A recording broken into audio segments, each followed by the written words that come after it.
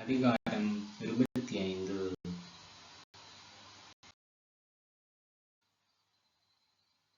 Abraham கெற்றூரா என்ற பெயருடைய வேறொரு பெண்ணை மணந்து கொண்டார். அவருக்கு சிம்ரான், யோக்சான், மெதான், மிதியான், இசுபாக்கு, சூவாகு என்பவர்களை பெற்றெடுத்தார். யோக்சான் சோபாவையும் தெதானையும் பெற்றான். தெதானின் புதல்வர் ஆசூரின், லெத்தூசின், லயோமீம் ஆவர். மிதியானின் புதல்வர் ஏபோ, ஏபேர், அனோக்கு, அபிதா, எல்தாயா ஆவர். இவர்கள் அனைவரும் கெற்றூராவின் புதல்வர். ஆபிரகாம் தம் மகன் ஈசாக்கிற்கு தமக்குரிய செல்வங்கள் அனைத்தையும் கொடுத்தார். ஆனால் அவருடைய மறுமனைவியின் பிள்ளைகளுக்கு அன்பளிப்புகளை கொடுத்து தாம் உயிரோடு இருக்கும் போதே தம் மகன் ஈசாக்கிடமிருந்து பிரித்து கீழ்த்திசை நாட்டிற்கு அனுப்பிவிட்டார். ஆபிரகாம் 175 ஆண்டுகள் வாழ்ந்தார். அவர் முதியவராகி நிறைந்த வாழ்நாள்களை கடந்து நல்ல நரை வயதில் இறந்து தம் மூதாதையரோடு சேர்த்து கொள்ளப்பட்டார். அவர் புதல்வர்களாகிய ஈசாக்கும் இஸ்மயேலும் மம்ரே நகருக்கு கிழக்கே இத்தியனான சோவாரின் மகன் எப்ரோனுடைய நிலத்திலிருந்த மக்பேலா குகையில் அவரை அடக்கம் செய்தனர். அவர் அந்த நிலத்தை தான் இத்தியரிடமிருந்து விலக்கி வாங்கியிருந்தார். அதில் அவர் தம் மனைவி சாராவோடு அடக்கம் செய்யப்பட்டார். ஆபிரகாம் இறந்த பின் அவர் மகன் ஈசாக்கிற்கு கடவுள் ஆசி வழங்கினார். பேர்லகாய்ரோயி என்ற இடத்தில் ஈசாக்கு வாழ்ந்து வந்தார்.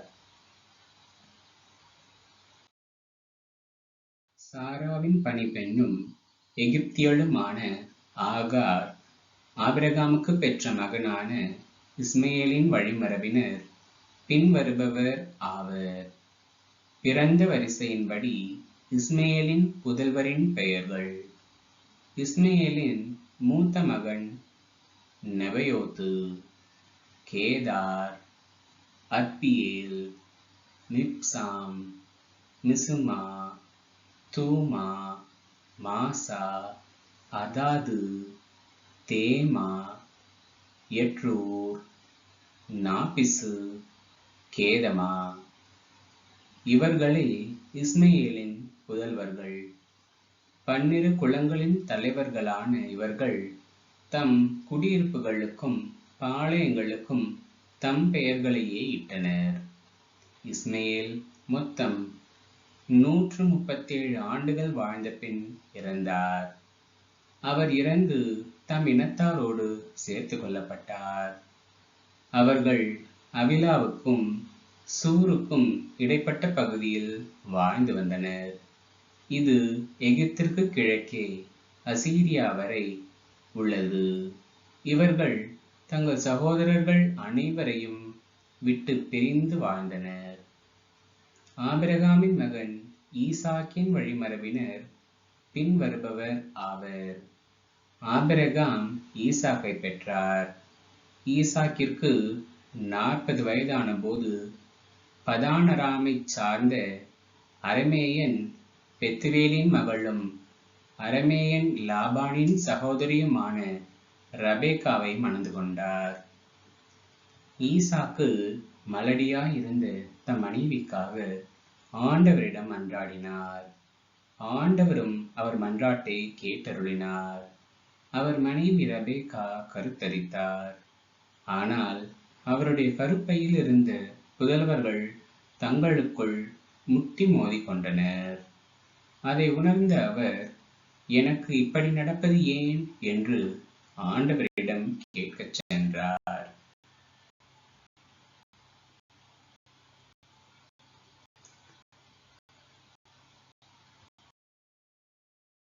ஆண்டவர் அவரை நோக்கி, உன் கருப்பையில் 2 இனங்கள் உள்ளன.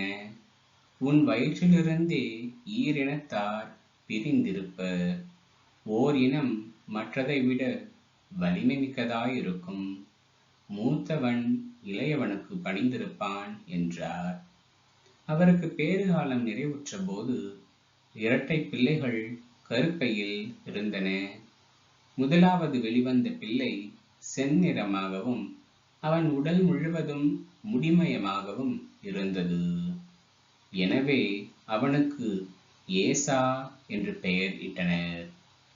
2வது பிள்ளை தன் சகோதரன் ஏசாவின் குதிங்காலை கையால் பற்றிக்கொண்டு வெளிவந்தான். எனவே அவனுக்கு யாக்கோபு என்று பெயரிடப்பட்டது. அவர்கள் பிறந்தபோது ஈசாக்கிற்கு வயது 60.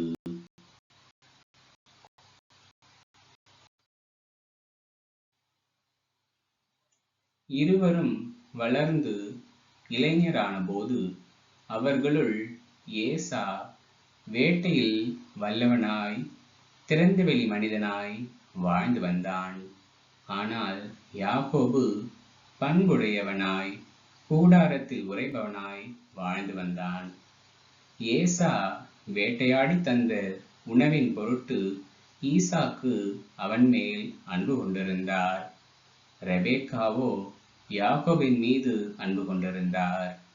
ஒரு நாள் யாக்கோபு சுவையான கூழ் சமைத்துக் கொண்டிருந்த பொழுது ஏசா களைத்துப் போய் திறந்த வெளியிலிருந்து வந்தான். அவன் யாக்கோபிடம், நான் களைப்பாயிருக்கிறேன். இந்த செந்நிறச் சுவையான கூழில் எனக்கு கொஞ்சம் கொடு என்றான். அவனுக்கு ஏதோம் என்னும் பெயர் வழங்கியதற்கு இதுவே காரணம். யாக்கோபு அவனை நோக்கி, உனது தலைமகன் உரிமையை இப்போதே எனக்கு விற்றுவிடு என்றான்.